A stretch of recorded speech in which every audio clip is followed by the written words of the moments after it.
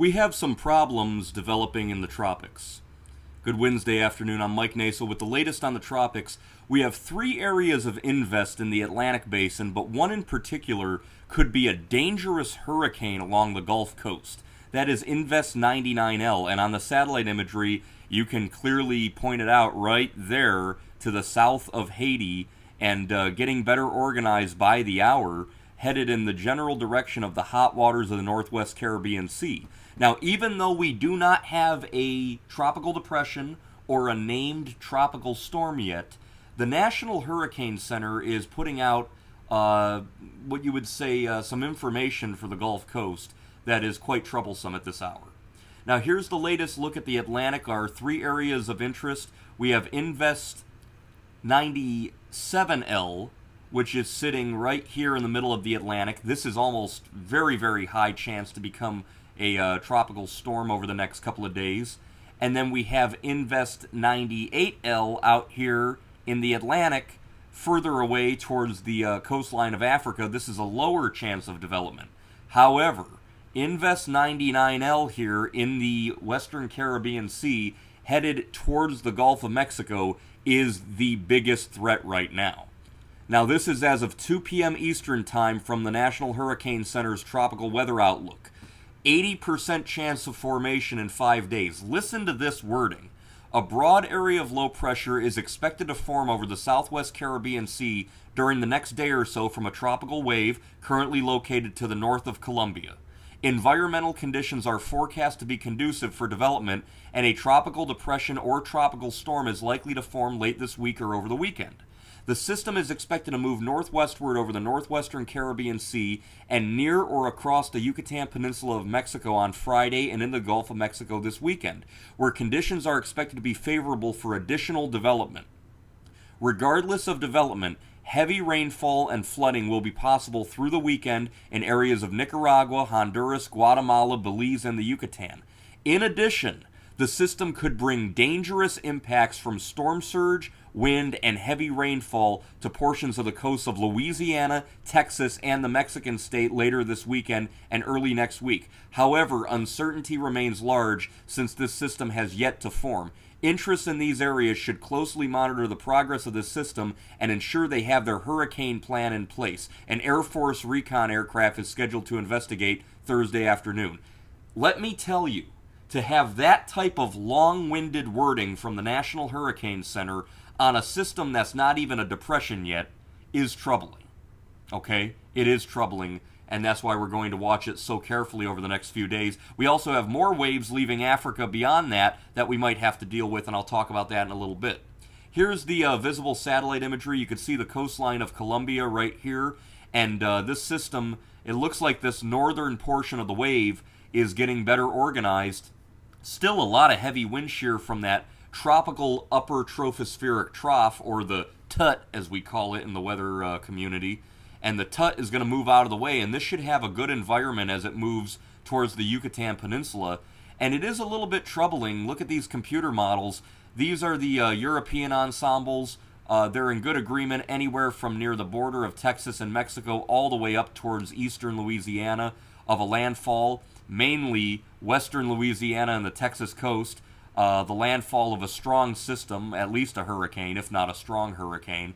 The GFS is even more worrisome. Look at these, a strong hurricane anywhere from the Panhandle over to South Texas. So, if you are in Brownsville, Corpus, Houston, Lake Charles, New Orleans, you guys need to really be overlooking your plan right now, especially with that wording from the Hurricane Center, because when you start to have model agreement, that's a sign of things to come. Now, this is the GFS as of 12Z, and I will let it speak for itself. Look at that. Look at that monster right on Monday night, Tuesday morning, coming ashore there over the coastline of western Louisiana, very near where Hurricane Laura devastated just about 1 year ago this upcoming week. And, I heard somebody on one of the weather message boards say, what, does Lake Charles have a hurricane magnet? Because if you have Laura and you have Delta and you have Zeta and now this, what's going on, Louisiana? But that would be a horrendous-looking hurricane, a monster hurricane. cutting right across the state. And then look at this. It sits around and rains all over the south well into the first week of September. Now, this is the H-Wharf hurricane model. Look at that. Big hurricane coming right up Galveston, Texas. Very, very dangerous. 962 millibars. Very powerful. And this is the Canadian model, which again shows another monster view of a hurricane approaching Louisiana on Monday. So, you got the H-Wharf model, the Canadian model, the European model, the GFS model, all showing a monster hurricane approaching the Gulf Coast after this weekend. That is a bad sign if you live along the Gulf Coast. As far as the environment, upper-level divergence firing right over the wave. That's why the convection is bursting. Low-level convergence firing as well. You could see some signs that it's sucking in air off the very hot Colombian coastline there near Costa Rica. Those waters very hot in the southwest Caribbean. You want to talk about water temperatures. Look at this. Look at how hot these waters get here in the northern and northwestern Gulf. Ridiculously hot. Ridiculously hot. I wanted to see just how hot some of these waters were, so I looked at this buoy. Look at this buoy. This is near Sabine Pass, Texas. Look at the water temperature. 89.1 degrees. It's 90-degree water. It is 90-degree water. Now, the old school of the reference, the old rule of thumb, is that to get a hurricane, you need about 80 degrees. So if these waters are 90, that is high-octane fuel.